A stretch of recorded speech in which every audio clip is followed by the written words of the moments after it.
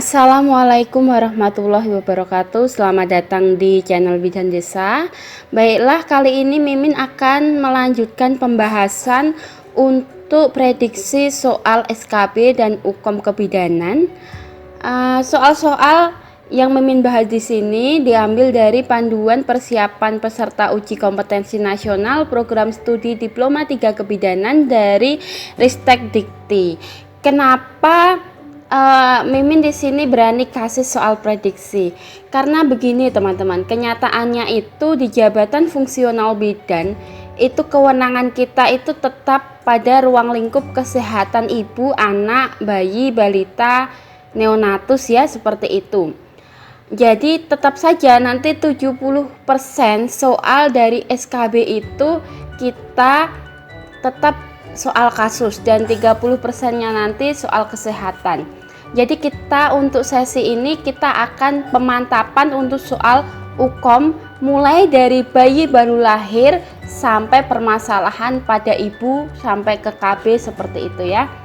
Baik, sebelumnya jangan lupa untuk subscribe, share, dan komen video ini agar menjangkau lebih banyak orang dan lebih bermanfaat. Jika ada kritik saran bisa tulis komen di bawah ya. Baik, kita mulai dari soal yang pertama. Soal nomor 1. Seorang bayi laki-laki umur 2 tahun dibawa ibunya ke posyandu untuk penimbangan. Hasil anamnesis bayi sehat, tidak ada keluhan. Hasil pemeriksaan kesadaran kosmometris, berat badan normal, panjang badan normal, suhu tubuh normal, pernafasan normal. Hasil jawaban ya pada kuesioner pra-screening perkembangan atau KPSP berjumlah 8. Tindakan apakah yang paling tepat dilakukan pada kasus tersebut? A. Anjurkan konsultasi dengan dokter spesialis anak. B. Penimbangan kembali 1 bulan yang akan datang. C. Evaluasi perkembangan 3 bulan kemudian. D. Evaluasi KPSP ulang 2 minggu kemudian. E. Konsultasi dengan ahli gizi. Jadi di sini dia perkembangan meragukan ya, karena KPSP-nya nilainya 8. Kita lihat jawabannya. Kalau jawaban meragukan itu kita harus melakukan evaluasi lagi 2 minggu kemudian. Pertumbuhan anak pada kasus tersebut normal sehingga tidak diperlukan konsultasi dengan ahli gizi. Jawaban ya pada KPSP 8 menunjukkan perkembangan yang meragukan sehingga membutuhkan stimulasi lebih sering dan intensif pada jawaban tidak selama 2 minggu. Setelah itu dilakukan penilaian ulang KPSP. Seperti itu ya. Evaluasi pada 2 yang tidak itu tadi. Kalau sudah 2 tidak itu dievaluasi, nanti dilakukan penilaian ulang KPSP. Apakah sesuai perkembangannya atau masih meragukan. Oke, lanjut soal nomor 2. Seorang bayi laki-laki umur 1 tahun dibawa ibunya ke puskesmas dengan keluhan mencret sejak 2 hari yang lalu. Hasil anamnesis bayi rewel, BAB 3-5 kali sehari, konsistensi cair, tidak ada darah dalam tinja, minum banyak. Hasil pemeriksaan kesadaran kosmometris, berat badan normal, panjang badan normal, suhu tubuh normal, pernafasan normal, mata tidak cekung, tugur kulit bagus. Rencana asuhan apakah yang paling tepat pada kasus tersebut? A. Pemberian zinc selama 1 minggu. B. Pemberian teh manis. C. Pemberian antipiretik. D. Pemberian antibiotik. E. Pemberian oralit. Jadi jawaban yang paling tepat adalah E. Kalau A itu pemberian zinc itu juga tepat, tapi selama 10 hari. Kalau E pemberian oralit itu juga tepat, seperti itu. Kita lihat jawaban yang lengkapnya, penjelasannya ya teman-teman. Kondisi pada kasus tersebut menunjukkan 2 tanda diare dengan tanda dehidrasi sedang, yaitu bayi rewel dan minum banyak. Pemberian oralit setiap kali mencret selain menunjukkan melanjutkan pemberian ASI penting dilakukan untuk rehidrasi atau mencegah dehidrasi yang lebih parah.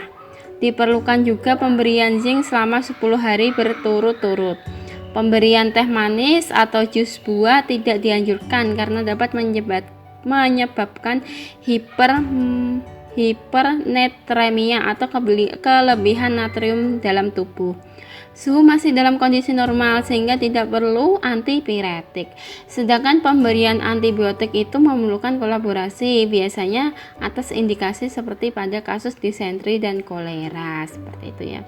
Jadi ini anaknya juga masih umur 1 tahun ya. Kalau 1 tahun itu kalau ibunya ASI eksklusif, kalau ibunya ASI masih minum ASI dia, itu sebaiknya tetap diberikan ASI terus. Setelah ibunya makan yang banyak, minum yang banyak, kasih ASI ke bayinya. Itu yang paling baik bersamaan dengan pemberian Oralid. Karena tidak ada tanda-tanda dehidrasi juga, jadi ini nggak perlu adanya pemberian cairan intravena gitu, juga nggak perlu. Oke, lanjut ya.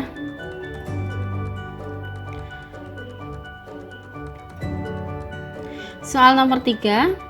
Seorang bayi perempuan umur 1 tahun dibawa ibunya ke puskesmas dengan keluhan demam sejak 3 hari yang lalu. Hasil anamnesis, bayi rewel, tidak ada batuk pilek, menyusuk kuat. Hasil pemeriksaan, berat badan normal, panjang badan normal, suhu tubuh agak demam dikit, pernafasan normal, tampak ruam merah kecoklatan di sekitar telinga, kepala dan leher. Mata tidak merah, tidak ada luka pada mulut. Rencana asuhan yang paling tepat pada kasus tersebut adalah A. Pemberian salep mata, B. Rujuk ke rumah sakit, C. Pemberian antipiretik, D. Pemberian antibiotik, E. Pemberian vitamin A. Jadi ini adalah kasus campak. Ya benar, kasus campak ya. Ini ruam-ruamnya itu yang menjadi indikasi campak dia. Karena matanya bagus nggak merah, jadi untuk salep mata tidak perlu. Kalau rujuk ke rumah sakit itu juga tidak perlu karena ini tidak menunjukkan perburukan ya. Pemberian antipiretik itu kalau suhunya di atas 38,5 ini cuma semelenget ya, kalau 7,8 itu. Jadi dia itu enggak terlalu panas. Pemberian antibiotik harus berdasarkan indikasi, misalnya campak dengan komplikasi berat. Pemberian salep mata itu enggak perlu karena tidak terjadi kekeruhan pada kornea. Jadi jadi terapi pada gejala campak untuk bidan kita bisa memberikan vitamin A 1 dosis. Untuk dosisnya kita bisa lihat teman-teman di sini. Jadi tanda gejalanya itu dia demam tinggi, batuk pilek, mata merah. Kita kembali lagi coba. Ya ini ya. Bayi rewel, batuk, pilek, menyusuk kuat. Dia ada ruam merah kecoklatan di sekitar telinga, kepala, leher, mata tidak merah seperti itu. Di sini ya, ruam mukulopapular menyeluruh, riwayat kontak, riwayat imunisasi. Tata laksana pada umumnya tidak memerlukan rawat inap. Pemberian vitamin A, tanyakan kepada anak sudah mendapatkan vitamin A pada bulan Agustus dan Februari. Jika belum, berikan vitamin A 50 international unit. Jika umur anak kurang dari 6 bulan, berikan 100.000 international unit untuk anak 6 sampai 11 bulan atau 200.000 international unit untuk anak 12 bulan hingga 5 tahun. Untuk pasien gizi buruk berikan vitamin A 3 kali. Jadi kalau dia status gizinya buruk diberikan 3 kali dosis sesuai usianya. Usia 6, di bawah 6 bulan, 6 sampai 11 bulan atau 12 bulan sampai 5 tahun. Seperti itu ya. Lanjut soal nomor 4. Seorang bayi laki-laki umur 6 bulan dibawa ibunya ke posyandu untuk menimbang. Hasil anamnesis, bayi sehat, tidak ada keluhan serta menyusuk kuat. Riwayat imunisasi sebelumnya BCG, polio 1 sampai 4, DPT 1-3 udah, hepatitis 1-3 udah. Hasil pemeriksaan kesadaran bagus, berat badan normal, panjang badan normal, suhu tubuh normal, pernafasan normal. Jawabannya pada KPSP adalah 9. Umur berapakah bayi tersebut dijadwalkan dipantau kembali tumbuh kembangnya.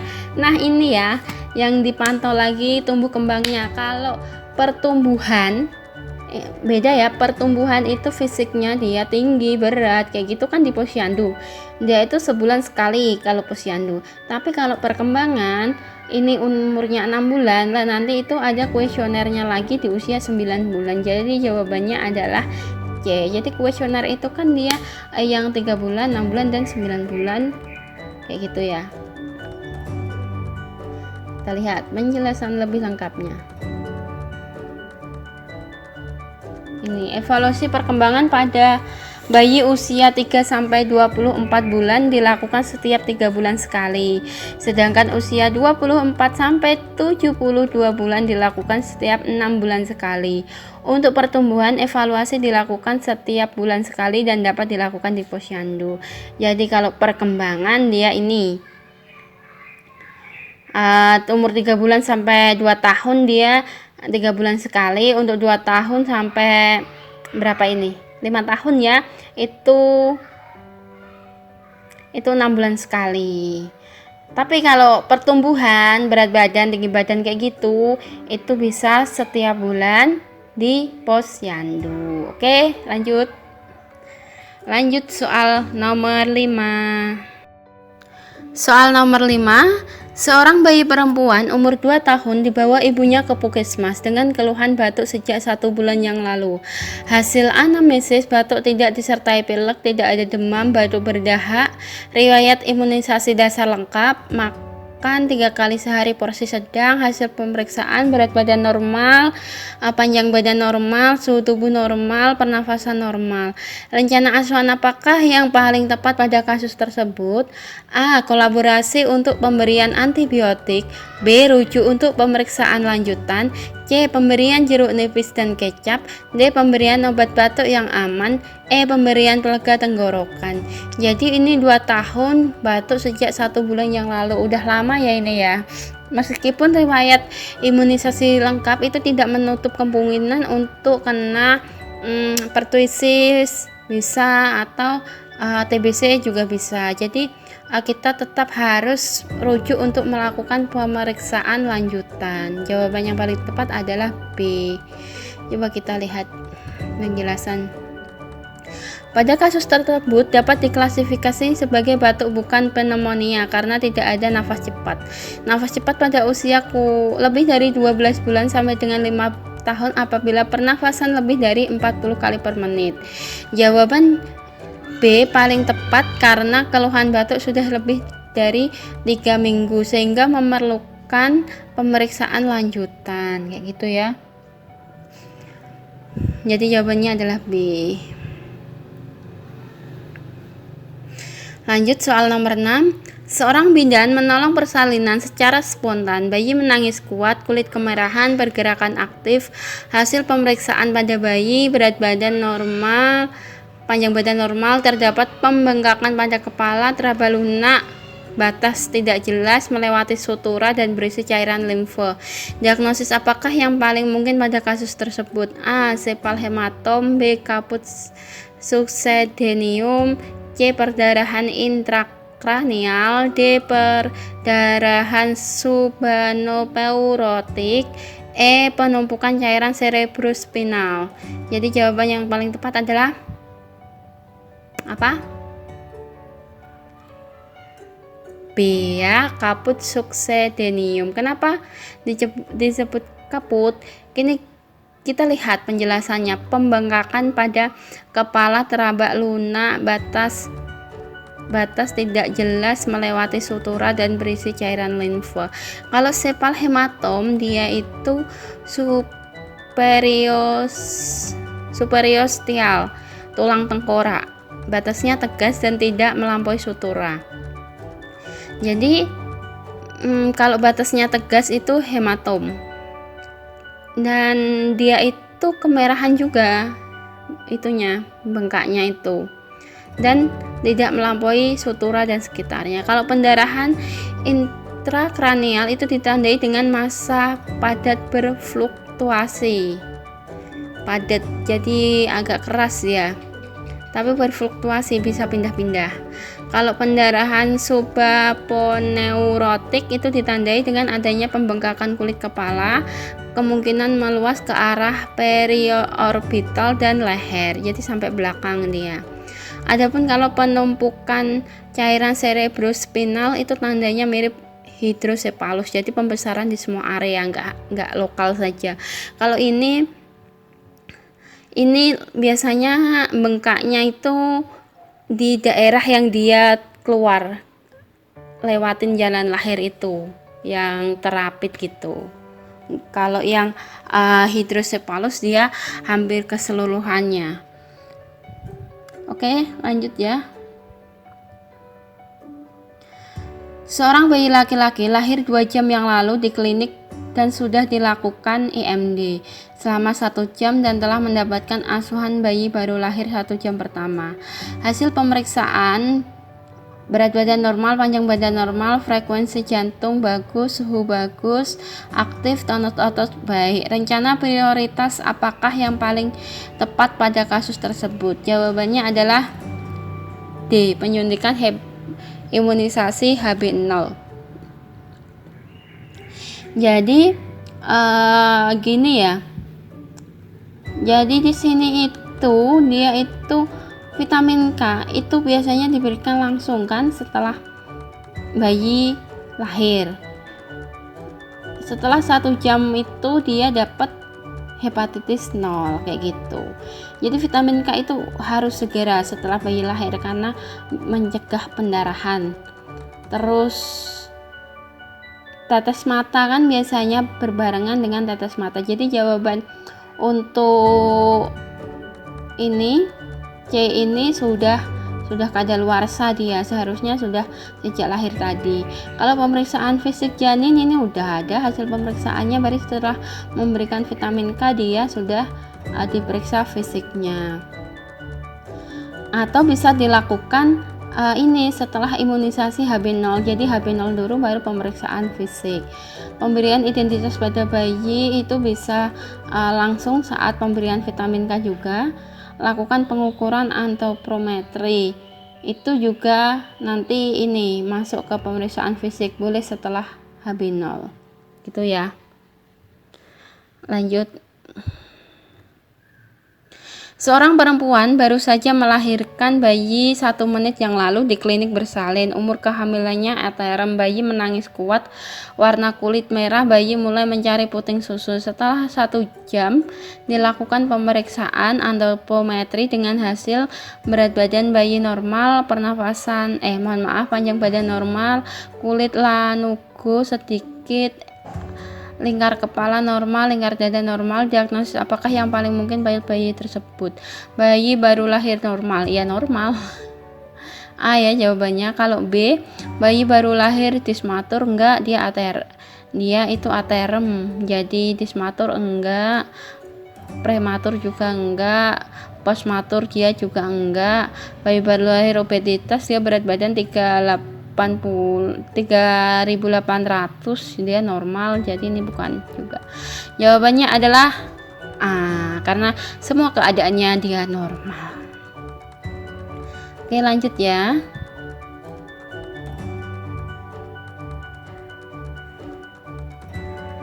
Soal nomor 9. Seorang bayi perempuan lahir spontan 1 jam yang lalu di rumah sakit. Hasil anamnesis gerakan aktif, berat badan 2.500 gram, panjang badan 48 cm, pernafasan bagus, dengan usia kehamilan saat lahir 37 minggu. Hasil pemeriksaan tidak ditemukan kelainan, daya hisap bagus, refleks hisap bagus, frekuensi jantung bagus, suhu tubuh bagus. Rencana asuhan apakah yang harus diberikan pada kasus tersebut? A. Rawat gabung, B. Berikan oksigen, C. Berikan antibiotik, D. Berikan kortikosteroid, E. Rawat dalam inkubator. Ini bayi bagus, meskipun mepet banget dia bersalinnya 37 minggu, tapi dilihat dari berat badan, dia berat badan normal, pernafasannya juga bagus, tidak ada kelainan, hisap kuat, maka harus dirawat gabung. berikan oksigen nggak ada dikasih, dia nafasnya bagus kok. Pemberian antibiotik nggak ada demam, nggak ada dia nggak punya ini, nggak ada infeksi. Pemberian kortikosteroid untuk pematangan paru nggak perlu. Rawat dalam inkubator, tidak ada indikasi untuk dirawat ke inkubator, seperti itu. Jadi jawaban yang tepat adalah A ya, kita lihat di sini. Ya. Sama penjelasannya kayak tadi yang aku jelaskan ya. Oke, kita lanjut. Soal nomor 10, seorang bayi laki-laki lahir spontan antar 4 jam yang lalu di puskesmas, berat lahir 2550 gram, panjang badan normal, AC keluar lancar, hisapan bayi kuat, hasil pemeriksaan menangis kuat, warna kemerahan, gerakan aktif, jantung bagus, suhu tubuh bagus, rencana asuhan apakah yang diberikan sesuai kasus tersebut. 4 jam yang lalu, pasti vitamin K itu dia udah dapat, HB0 dia udah dapat. Jadi jawabannya pemberian. Jadi gini ya teman-teman, sejak tadi itu ada soal yang serupa tapi jawabannya itu berbeda-beda. Ini buku yang aku gunain itu dia keluaran dari Ristek Dikti. Kalau menurut aku sih ya, kalau di sini nggak ada. Pokoknya vitamin K sama salep mata itu biasanya langsung dia setelah bayi lahir gitu, langsung dia suntik vitamin K baru IMD. Jadi kalau udah 4 jam, meskipun HB0 itu, si HB0 ini biasanya dia itu diberikan 1 jam setelah vitamin K1, tapi di sini kan juga nggak ada keterangannya nih. Jadi lebih ke anggap aja udah dikasih gitu. Kalau dua-duanya nggak ada keterangannya, kalau misalnya bayi 1 jam gitu, 1 jam itu mengarahnya ke HB0. Tapi kalau udah 4 jam gitu dia pemberian ASI on demand kayak gitu. Memandikan bayi itu jelas nggak mungkin karena 24 jam.